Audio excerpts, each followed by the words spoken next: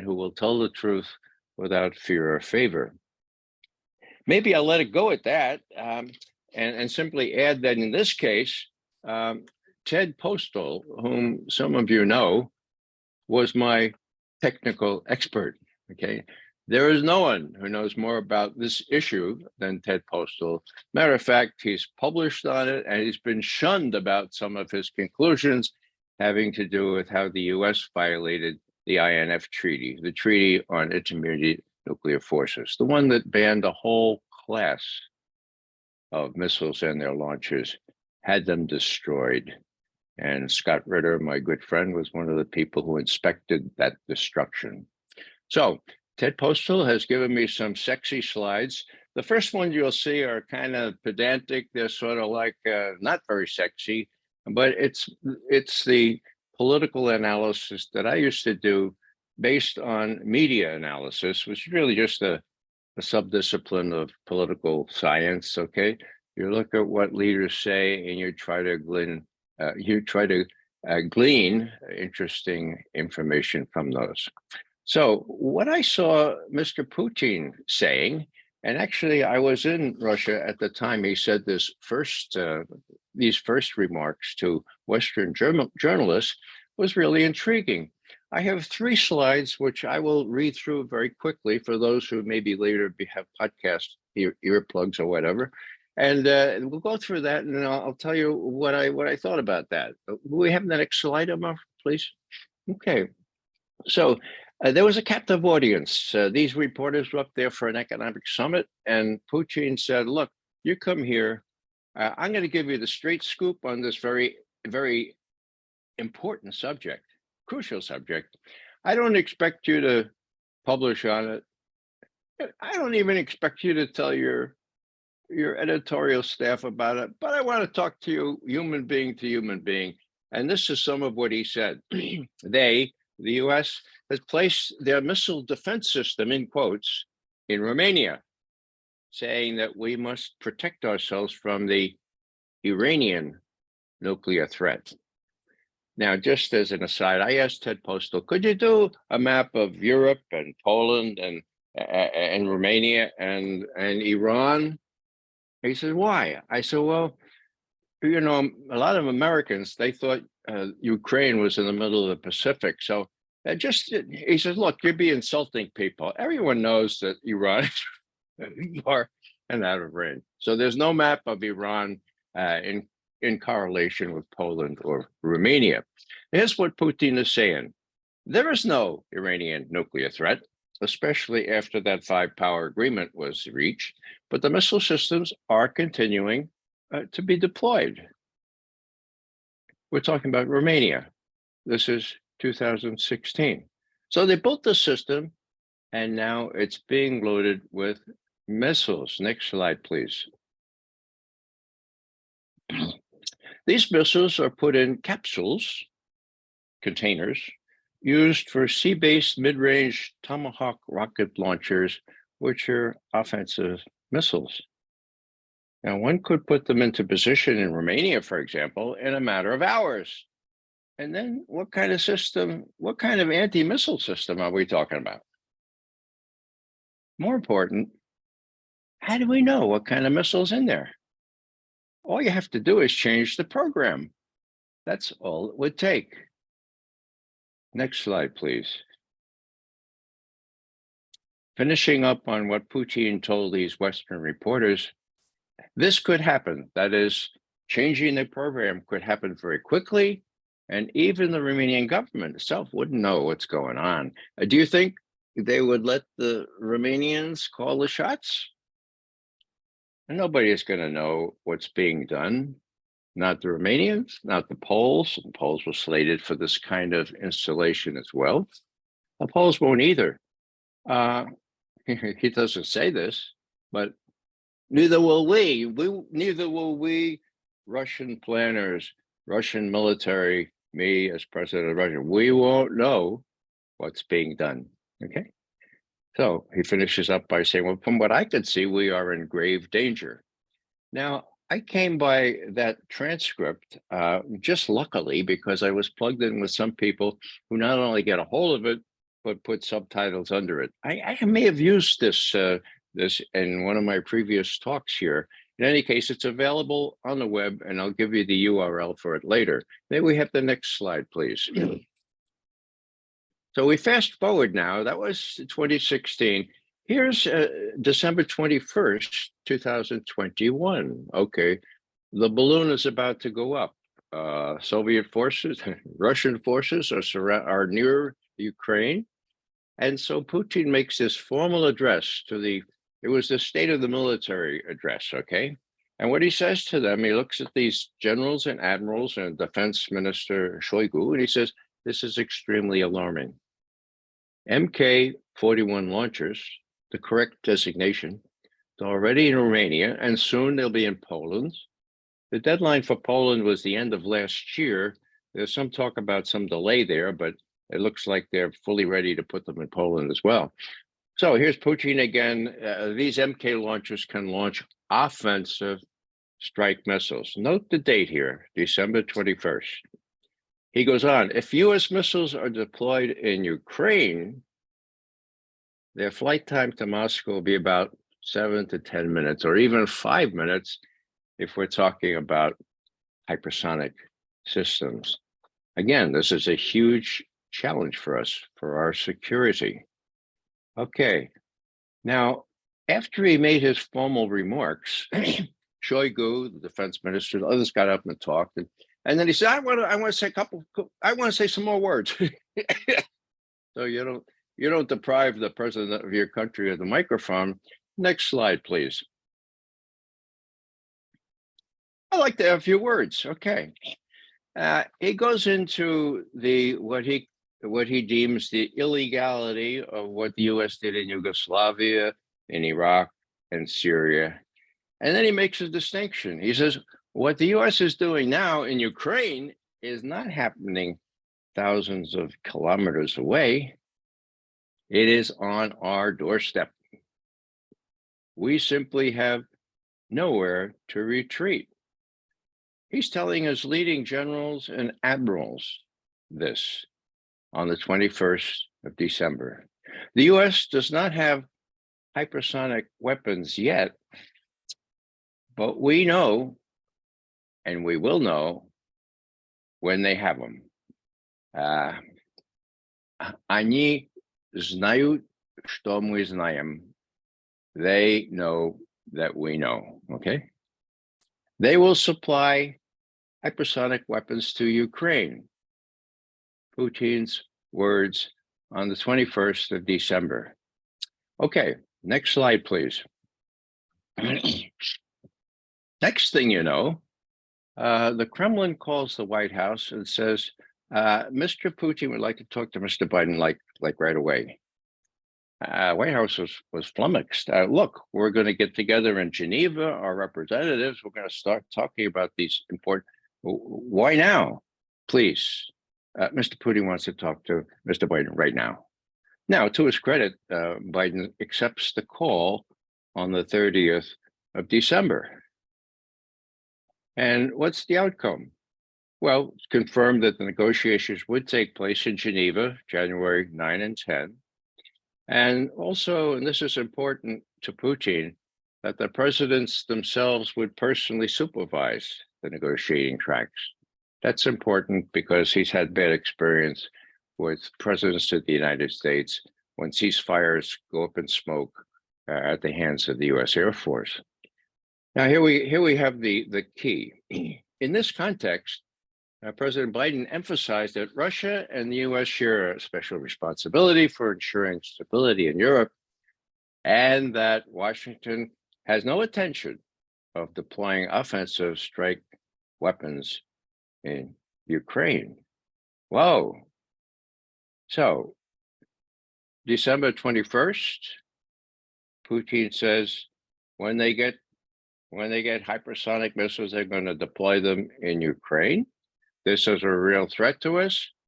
On the 30th, Biden tells him, Washington has no, this is a quote from the readout, Washington has no intention of deploying offensive strike missiles in Ukraine.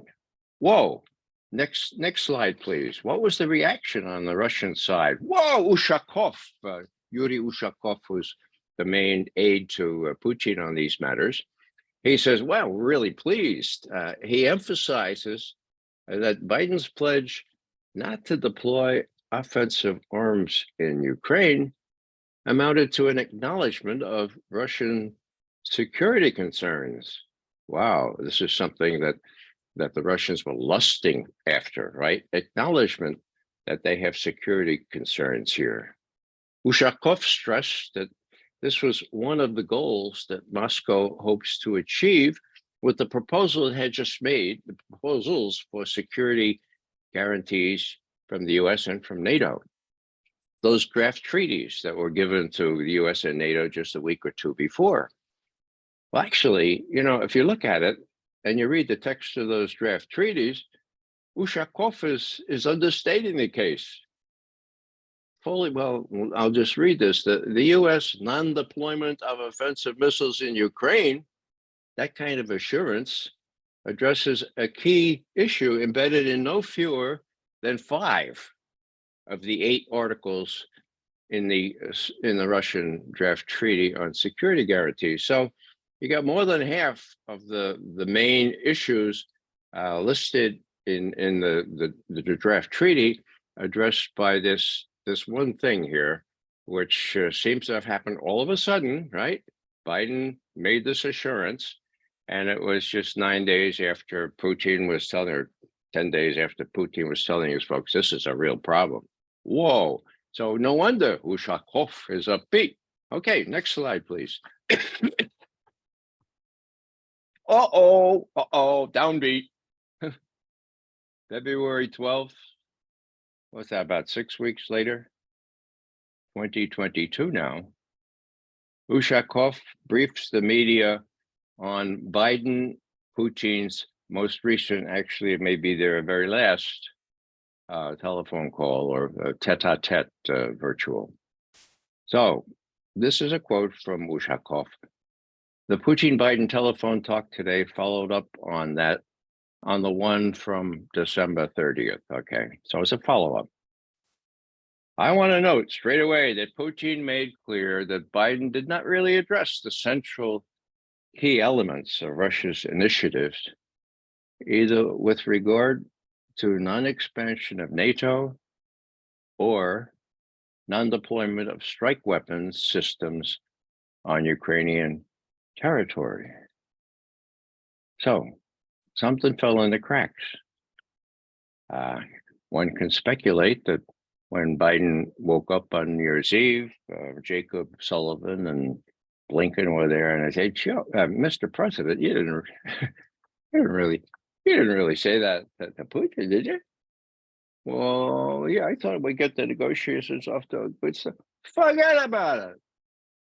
Well, I don't know if that's the way it happened, but the U.S. side forgot about it. Okay, so this is February 12th now, 2022.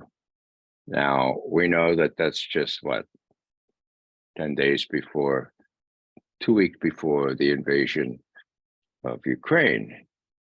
Am I saying this is the only reason? Of course not. Am I saying it's a contributing factor? I am saying that, partly because of the lack of trust that Mr. Putin perceived in this promise, this maybe not promise, maybe it was an assurance. NATO, Washington has no intention of putting offensive strike missiles in Ukraine. We have the next slide, please. Now, I promised you more sexy slides, right? And I told you that Ted Postal worked with me. Actually, we spent several evenings discussing all this, me asking him questions, just like I asked Bill Binney, you know, what about this or what about that? Ted is a terrific guy. He was really, really helpful. He constructed this map. I said, Ted, you know, take a generic ballistic missile, okay? And would you show where the site in Romania is and where the site in Poland is? And give us an idea, launch to target? I mean, is Putin blowing smoke, or does he have actual reason to be concerned? Okay, well, you can read for yourself. The one from near Kiev, it's about 7 minutes time to target. The one from Romania and from Poland are longer, but it's a real distance. It's a real thing. Okay, may we have the next slide, please? Okay, now the problem is that no, this is not a Lego thing that I gave my grandson for Christmas. Now, this is more serious. Okay, this is a canister. What's the big deal here? This is a canister being loaded on a destroyer. Okay, and you'll see later in the next slide what happens. This canister can accommodate all manner of missiles, cruise missiles, as well as anti-aircraft missiles, as well as anti-submarine missiles. Okay, you can't tell from the outside what's in that canister. Here they are loading it or unloading it. We were not really quite sure on one of these cruise missile, one of these Aegis type destroyers. Maybe we have the next slide, please. Okay, just to show you about these canisters. Okay, they can accommodate a Tomahawk cruise missile. That's the one on the left. And they can accommodate all these other things to the right. I'm not going to go through the others. The idea is that what the Russian word is container, these containers can contain any variety of these missiles, and you don't know from looking at the top which ones are in there. Next slide, please. Okay, now here they are. Looks like they're inserting it into one of those things on ship holes. Okay, now I don't know about you, but I'm sort of an old guy, and I have this pillbox, and don't those things look a little bit like pillbox, so you don't take too many pills one day and then not so many the next. Well, that's what it looks like. And when I talked to Ted about this, I said, Ted, can't they get that thing in there easy enough? I mean, why do they have that guy in the middle with the red hat? Why do you have to download the instructions, for God's sake, from Google? And then that woman in the yellow hat, I think it looks like she's doing a little Tai Chi or something to spirit the thing down into the hole. He said, Ray, don't say any of this stuff. This is serious stuff. So I'm not going to say any of that, okay? This is how they load it in or they pull it out. Again, that canister can accommodate all manner of different kinds of missiles, Aegis missiles, AAA missiles, the gamut. Okay, next slide, please. All right, this is the way they are deployed on a ship. This is a destroyer, okay? Now you have many of them in the back, 4, and you have 2 in the front. That's the way they are on a ship. You'll see later from a model how they look in Romania. Next slide, please. So there's Romania. This is a mock-up. I was in error when I said there are holes in Romania. It's above ground. It's above board. They're on concrete slabs, as Ted told me. And as you can see, that canister, there are 24 missiles that can be launched from that one launch, and it can be expanded to hundreds, okay? Now, that's a vertical launcher enclosure. It's exactly the same kind of thing that's on the ship, except it's now on land. Can you determine what's in those canisters? No. And therein lies a problem for those who really need to know what kind of missile is in that canister. May we have the next slide, please? Okay, here's sort of a combination. There's that picture that I showed you before with the lady. Now, They're trying to load that into one of those capsules on ship, and that's how the Tomahawk launch looks, and how air interceptor, the surface to air missile looks when it's fired. And I have to tell you that after Ted briefed me on all this, next time I looked at my pillbox, I pulled up one of those things really, really carefully. He told me not to say that either. Okay, next slide, please. Well, as you can imagine, and you can see this from Putin's briefing of these Western correspondents in 2016, the Russians are really upset about all this. You know, it defied lots of stuff, and you know, it really, in their view, was a clear violation of the INF Treaty, in which we still existed. Donald Trump not leaving that one until 2019. So here are the Russians complaining. You know, what about all this? So this could be Tomahawks. These are offensive missiles. What's going on in there? Now the State Department reply was, no, can't be Tomahawks, can't be offensive missiles. Why? Because the system lacks the software, fire control hardware, support equipment, other infrastructure needed to launch an offensive ballistic missile or cruise missile such as the Tomahawk. BS. Rubbish. Ted Postal tells me that Putin was right on this. All you need is you don't even need a DVD. A CD will do it, or a thumb drive to stick in that computer and change the program. So when Putin says the program can be changed, he happens to be right on this. These were very desultory, almost offensive answers to Russia's concerns. Ted gave me a very elaborate graphic to show how all this is done, these three things that could be easily done overnight. And but I won't bore you with that. I was a little busy. We have the next one, please. Okay, now we have heard that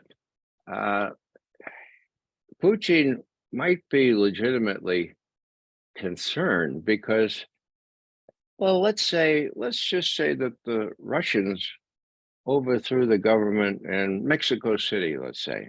Okay. And then they got that government to request the Russians to put in intermediate or medium range ballistic missiles in Mexico. You know, that's a hypothetical, but how would the U.S. react? Well, guess what, guys? You don't have to be hypothetical. This happened. It happened in 1962. 60 years ago plus. Now, I happen to be reporting for active duty at Fort Benning, Georgia, as an Army infantry intelligence officer to take training and train on some of these weapons. Okay, guess what? There were no weapons at Fort Benning, the Army Infantry Training Center. Now, McGovern naively asked, where are the weapons? And I was told, they're all in Key West, Florida. They have been there for several weeks. Looks like they're ready to go into Cuba, although right now, we're talking November 3rd. Right now, it seems that the tensions have died down. Okay, I'm just saying that because that was what I experienced personally. If I were a year ahead, I would probably have been down there in Key West with my colleagues in the Army. Okay.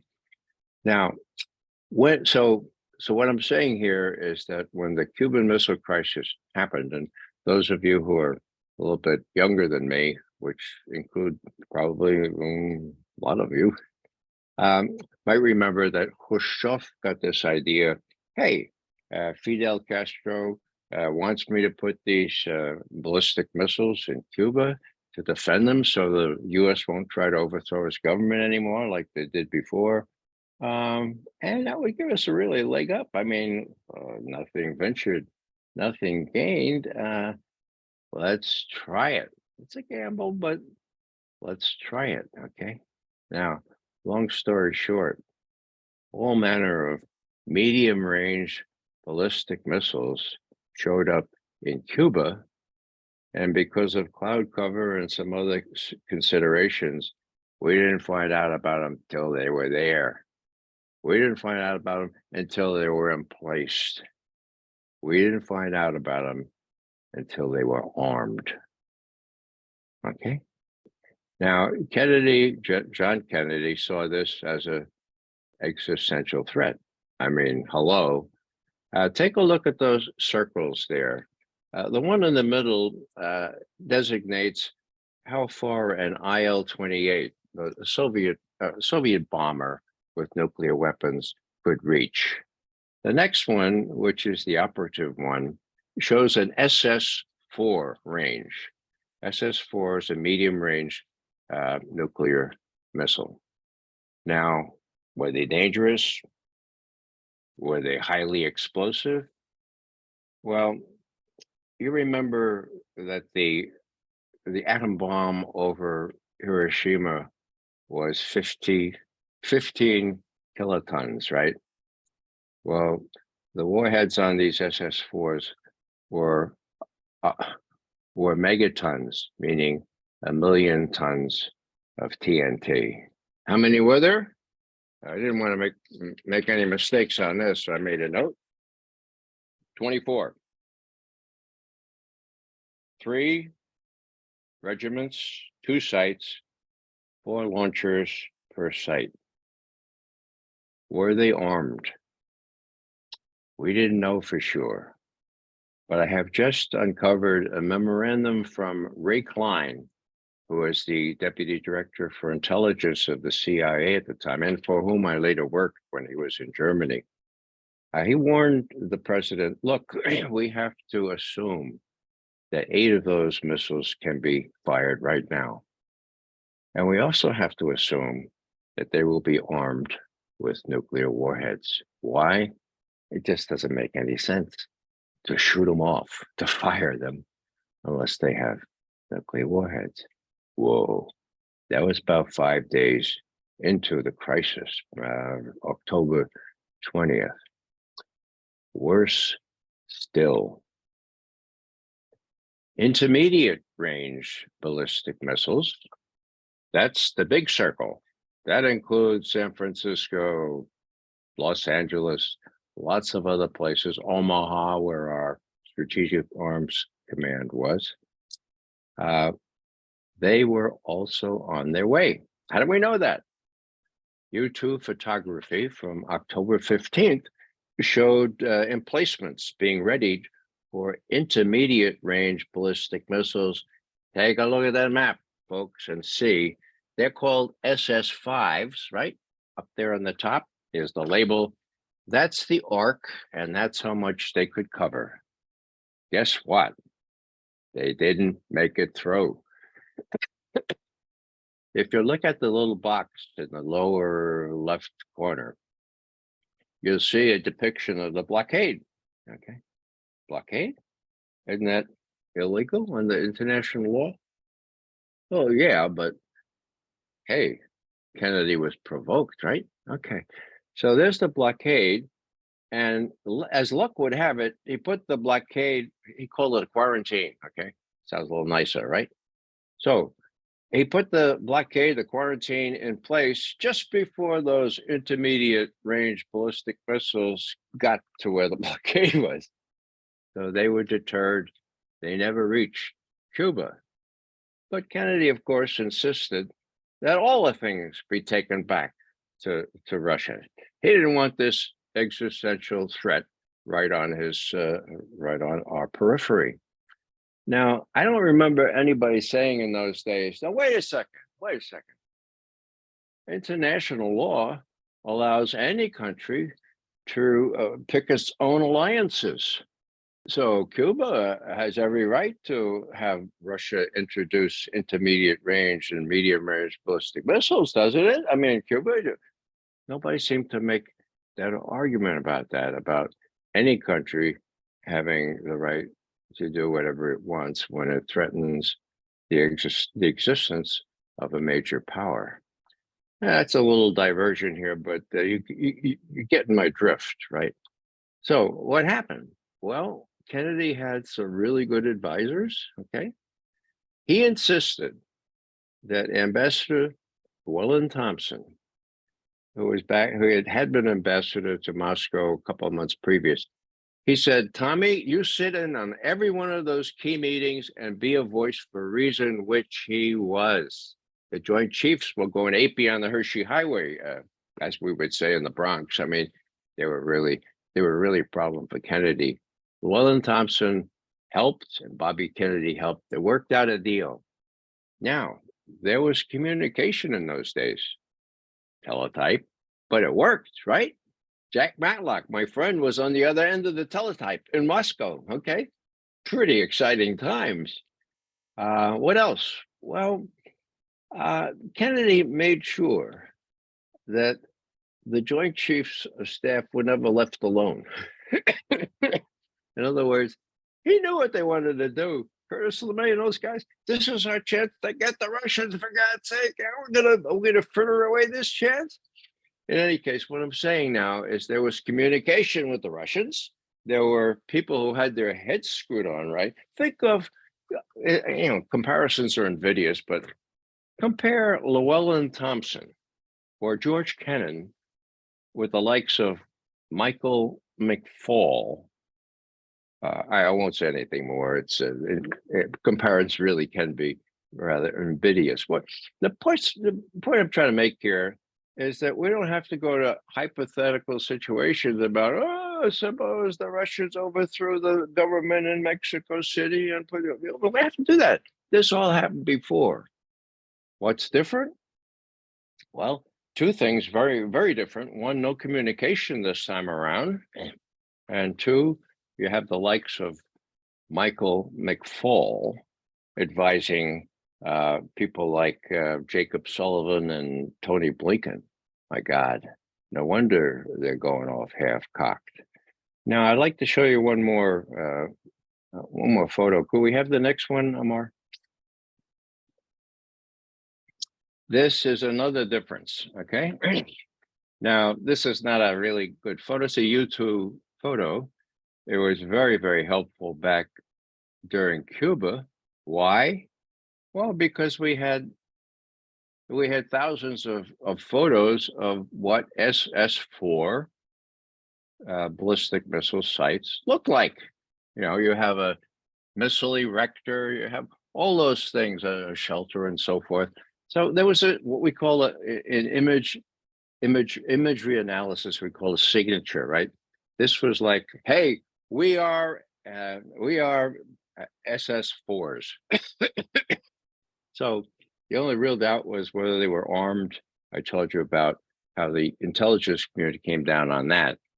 We learned later, decades later, that indeed they were armed. It was safe to assume they were armed. We damn well did well in assuming they were armed because they were, some of them. Ray Klein said 8. 8 can do a lot of damage. 8 times 1 megaton. Anyhow, one reason for me showing this photo is that we know what's there. We know what we were contending with. Okay, think back to those pillboxes,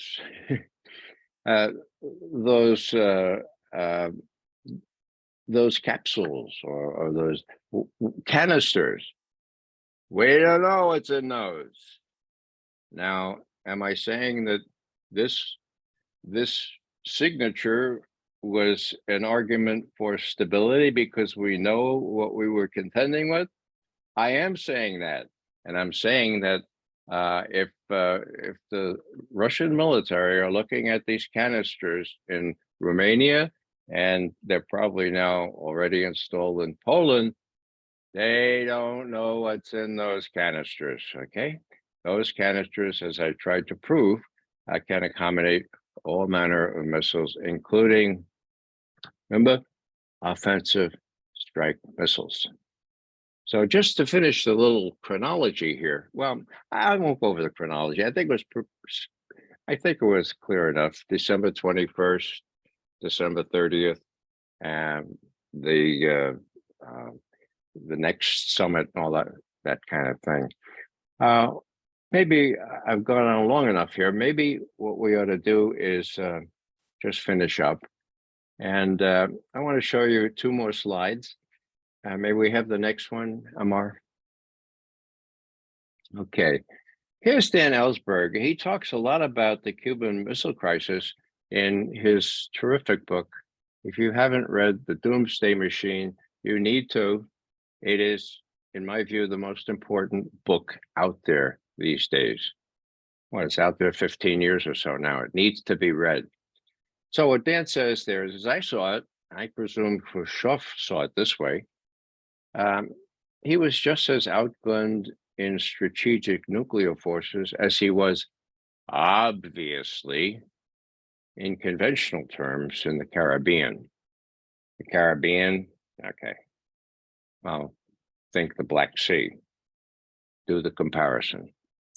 Khrushchev's long private telegram, says Dan Ellsberg, told me that he understood, and Khrushchev had his feet on the ground.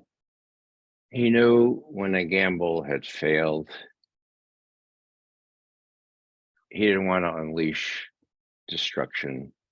Nothing ventured, nothing gained. Sorry, Fidel, we're pulling them out. We know international law requires that we do what you ask us to do, but you have the very right to ask us, but we're pulling them out, okay? Next slide, please. Okay, here I'm going back to Obama, who I think was president when Joe Biden was vice president. And he famously said, the real axiom is, please don't do stupid stuff, okay? Used another word. Now, what he said on Ukraine is pretty telling. In 2016, he warned, look, Ukraine is a core interest for Moscow in a way that it is not a core interest for the United States. Core interest. That's the word that the Russians are using now for Ukraine, and the Chinese are using now for Ukraine and Taiwan. And thereon hangs another and even more important story. He added, that is Obama, we have to be really clear about what our core interests are and what we're willing to go to war for. Oh, sensible, huh? Okay. Obama resisted sending arms to Ukraine because, you know what he said? He said, this would encourage the Ukrainians to think that they could actually defeat the far more powerful Russians. Huh. And he asked his aides, what if we send in equipment and arms and stuff, and it ends up in the hands of thugs? Gosh. What I'm saying here is that there can be reasonable approaches to these things on the part of Khrushchev, who backed down, as Dan Ellsberg was sure he was going to. Who's going to back down this time? Does Putin view these missiles and other threats having to do with Ukraine as an existential threat or as a core interest? I think he does. Does the Biden administration consider Ukraine a core interest, an existential threat? Well, from a political point of view, I suppose, but from a strategic point of view, I don't think so. And so what's the bottom line here? I think people like Massachusetts Peace Action, we have to be informed about such things. Please, don't anybody think that I'm saying this is the only reason that Putin decided to attack Ukraine. there were at least two other main reasons I'll mention in passing. One was the fact that the Ukrainian forces trained up to NATO standards with NATO weaponry were about to descend on the Donbass, and that's clear now. And the other, even more important factor was that Putin, contrary to all expectations, got Xi Jinping's buy-off on this, got his nihil obstat. He explained to him on the 4th of February, this is what I'm going to have to do, given the circumstances. And Xi reversed centuries of declaratory Chinese policy. Westphalia, Westphalia, Westphalia. No, voters are inviolate, He said, we'll make a special exception here. We'll give you a waiver on Westphalia. That's what happened. That's the biggest thing that happened, and it's gotten even closer now. So when we talk to people like we're talking now here, Massachusetts Peace Action, let's kind of remember that once we know more about what the situation is, that peace is, at least in the biblical sense, simply the presence of justice. And justice has to be fought for sometimes and sacrificed for. And so if peace action is equally, if both words are of equal merit or equal emphasis, we need to do action at this point. We're coming to a denouement. I don't know what the adolescents who are advising President Biden will encourage him to do once things get even worse in Ukraine. But we have to do everything we can to make sure that we raise our voice and maybe put our bodies into it to prevent the worst from happening. And I hope that you all will go ahead and do that. Thanks very much for your attention.